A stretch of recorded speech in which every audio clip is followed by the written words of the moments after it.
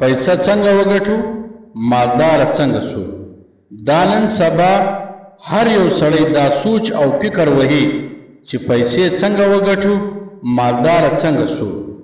خدا سوچ نه وهي چې د آخرت د پاره تیاری څنګه وکم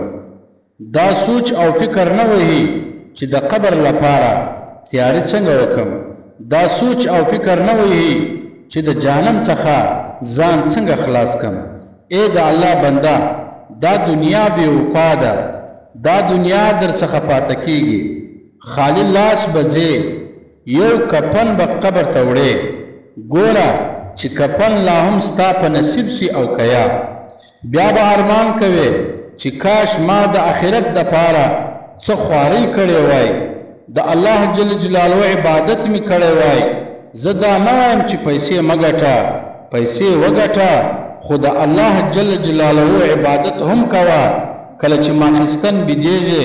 دا سوچ او فکر وها دا سوچ او فکر